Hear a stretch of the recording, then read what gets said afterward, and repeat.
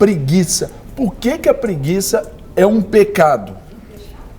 A preguiça, ela é um pecado e ela é um pecado daqueles pecados pais, né? Que ela é um pecado que atrai outros pecados para a vida da pessoa, não é?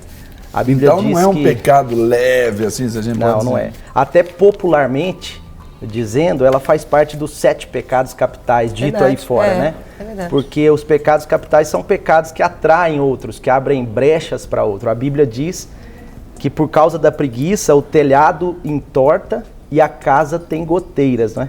Sim. Então, ela abre brechas poderosas, assim, na vida de uma pessoa. A preguiça é realmente terrível, né? Eu pergunto, preguiça é o mesmo que procrastinar ou é diferente? É diferente. Diferente? Né? A preguiça, ela está mais, até uma questão espiritual, muito mais espiritual. E o postergar, o procrastinar, ele vai mais de um comportamento, principalmente dentro aí dos temperamentos fleumáticos, né, do depois, né? Então, se parecem, são primas, né? Só que um é dentro de uma questão espiritual, o outro dentro de uma questão comportamental. Agora, pastor José Campos, quando se fala da preguiça como sendo um desses pecados capitais, aí, pai de outros aí a Maria fala que tem um aspecto comportamental ali, por exemplo, no caso da procrastinação. Hoje, para o desenvolvimento do ser humano, o que a preguiça vai afetar, até principalmente num tempo como esse de crise, onde a gente pode estabelecer a preguiça e talvez até uma baixa autoestima, uma depressão ali, para impedir a pessoa de realizar e correr atrás dos seus sonhos? Serginho, a discussão é oportuna. Só que, se nós ampliarmos um pouco, nós vamos encontrar o contraponto da preguiça, que seria quando a pessoa não está no estado de preguiça, ela está trabalhando. Então, sim, seria ideal aí nós pensarmos o que seria esse trabalho para muitas pessoas, né? Tem um aspecto que é sociocultural. Desde quando o Brasil foi descoberto, encontrava-se aqui as tribos indígenas e diziam que os portugueses, que esses índios eram indolentes, eram preguiçosos, né? Porque as mulheres trabalhavam e eles faziam outras atividades. Então, desde essa época, e nós passamos pela Revolução Industrial, etc., o trabalho, ele precisa ser ressignificado na sociedade. Então, quando encontramos, muitas vezes, uma pessoa num estado de paralisia do trabalho, enfim, nós temos que separar aquelas questões que são mais patológicas, e temos aí, Mariata aqui pode explicar bastante sobre essas questões que são patologias, em alguns casos transtornos, e aquelas pessoas que por uma circunstância ou outra estão paradas no campo do trabalho. O ponto principal aí que eu acho que pode ajudar muito quem está nos assistindo é que muitas pessoas são taxadas de preguiçosas, mas na verdade elas não são preguiçosas, né? Então, quando nós pensamos que... Às vezes elas têm um problema patológico, alguma coisa para resolver. E tem uma outra questão também, que alguns momentos em nossas vidas, aquela chamada preguicinha é gostosa, ela é produtiva, ela é boa. Mas assim, mas como que uma preguiça pode ser boa, né? É uma questão cultural. Alguns chamam de preguiça, outros vão chamar isso de descanso, de relaxamento. Isso é bom, isso é positivo.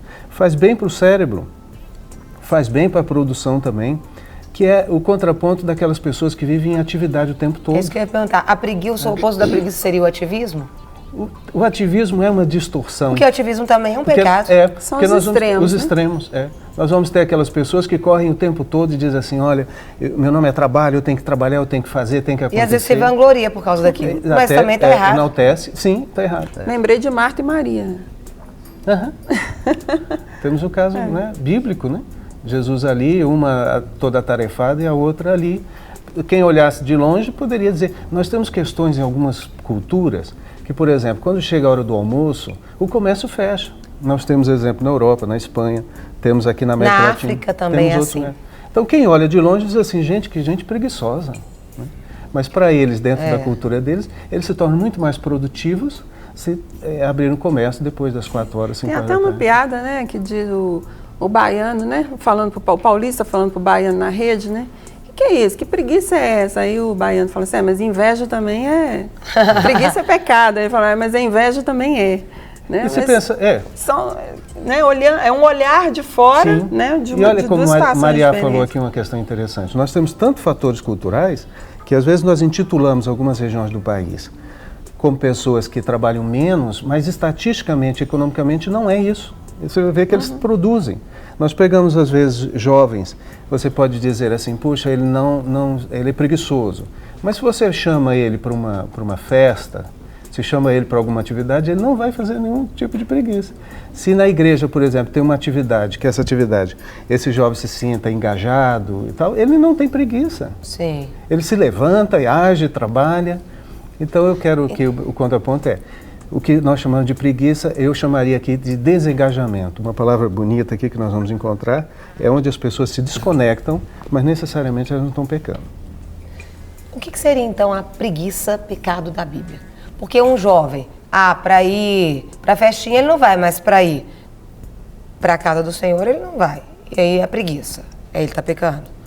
Ele também não quer trabalhar e não é pecado? Porque a gente pode pegar vários nomes e maquiar. Então vamos definir o que é pecado. A Bíblia fala exatamente da palavra preguiça, né? Fala muito sobre o preguiçoso em Provérbios, né? Mas eu creio que a preguiça está ligada a uma ociosidade. Quando Paulo diz a Tessalonicenses, né? Lá em Tessalonicenses 3, ele fala, olha, até se afastem de pessoas no meio da liderança que estão ociosas, né? Ele fala, eu estive no meio de vocês, trabalhei dia e noite, cansei, dei o exemplo, então, portanto, afastem dessas pessoas, porque ele chega a esse ponto, não é? Então, eu acho que a ociosidade. O problema é que a ociosidade nos nossos dias não necessariamente é a pessoa ficar dormindo o dia inteiro. Por exemplo, a questão das redes sociais nos dias de hoje. Às vezes a pessoa está fazendo alguma coisa, ela está 3, 4 horas lá nos programas de redes sociais, em alguns casos sem nenhum propósito, e fica 3, 4 horas ali fazendo algo que nesse contexto da preguiça é inútil.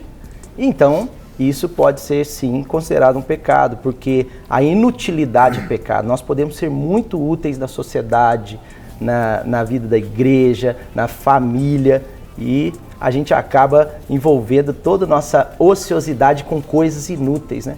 Então, aparentemente, não é ociosidade. Só nessa pergunta, eu queria que, como psicólogo, coach, como que vocês observam a preguiça, pecado, na vida daquela pessoa?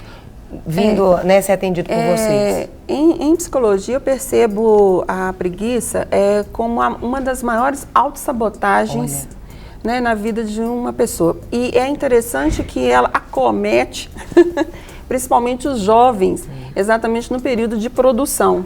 Né? Você vê que o jovem é preguiça de estudar. Sim. E isso vai prejudicá-lo depois, porque para produzir, profissionalmente, ele precisa primeiro estudar, né?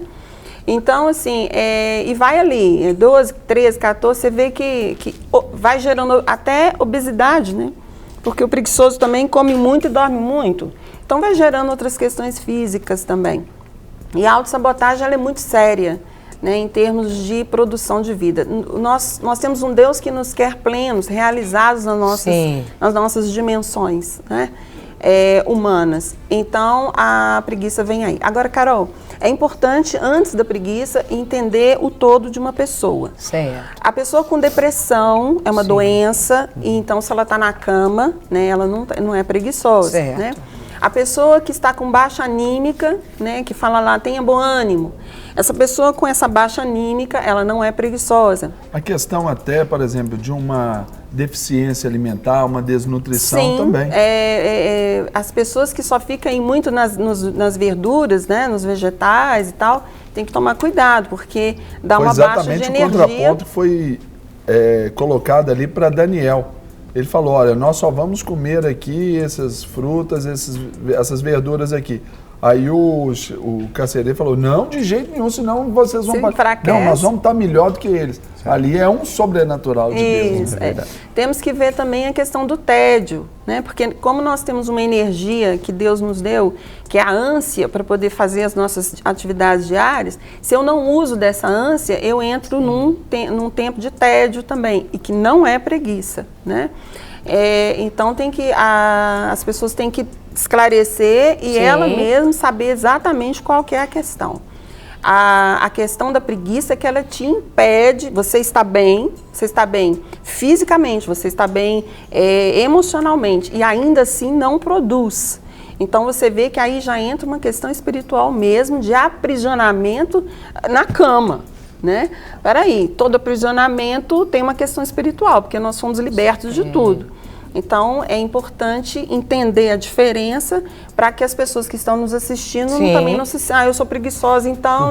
Ou dar uma olhada em tudo, né? O seu próprio corpo, fazer exames, olhar para por que está desse jeito. Exatamente. A palavra vem dizendo que a preguiça mata, né? Agora, mata o quê? Sonhos, né? Porque o Senhor nos dá uma sementinha lá que é o sonho. Se eu ficar parado com a semente na minha mão... Você e a semente morre. Exatamente. Aí, pastor, aqui chegam algumas perguntas no nosso WhatsApp aqui. Até uma delas perguntando assim, qual que é esse limiar da preguiça boa e da preguiça que é aí o pecado? A Bíblia já nos fala que o preguiçoso, ele não tem vontade nem de meter a mão no prato para comer. Fala pra gente a respeito. Olha, o limiar, a fronteira, eu diria assim, são os comprometimentos socioeconômicos. Os engajamentos. Então, se aquela postura, aquele comportamento, ele já está causando danos para a relação familiar, para a relação econômica, para a relação financeira, enfim, na comunidade, então aí já levanta-se um sinal de alerta. Eu lembro que, na minha experiência, a preguiça ou a indolência, ela vem como efeito. E qual é a causa? A causa é o desengajamento. Ou seja, você encontra uma pessoa que ela não se identifica com a tarefa. Né? E por que não se identifica com a tarefa?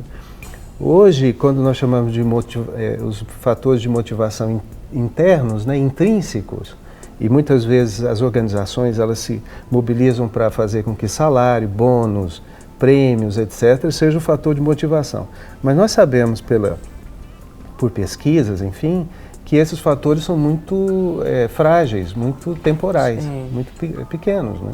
E os fatores internos, que seria fazer com que as pessoas sejam reconhecidas, com que ela seja valorizada, com que ela tenha, se sinta parte da tarefa, parte da organização, isso faz com que ela se sinta engajada. Nós aqui mesmo, na nossa experiência do dia a dia, todas as vezes que nós levantamos muito motivados e dizemos assim, oba, vamos fazer aquilo na igreja ou fora, etc., é porque nós estamos sentindo parte, nós estamos sendo valorizados, nós estamos sendo reconhecidos. Olha que interessante. E onde é que tem espaço aí para preguiça? Nenhum, zero. O Evangelho, quando ele nasce com uma força tão grande de engajamento que as pessoas davam sua vida pelo Evangelho. Né? Então não era uma questão somente de ir a um encontro religioso, era muito mais que isso, eles se sentiam parte. Então aquilo que Jesus propunha era tão forte, tão engajador, que essa é a proposta do Evangelho, nós nos sentimos cidadãos do céu, né? Nós sentimos cidadãos do reino. Então isso é muito profundo, tanto na fé evangélica quanto nas organizações. Todas as vezes que encontramos uma pessoa apática, você pode investigar. Ela não está se sentindo parte, ela não está se sentindo valorizada, não está sendo reconhecida. E aí vem o que muitas vezes nós chamamos de preguiça, mas no fundo, para mim, é alguma tarefa de um líder que não foi feita quando deveria. Para receber todas as novidades do canal, inscreva-se. E se curtir o vídeo, clique em gostei. Aproveite para acompanhar a Rede Super nas redes sociais.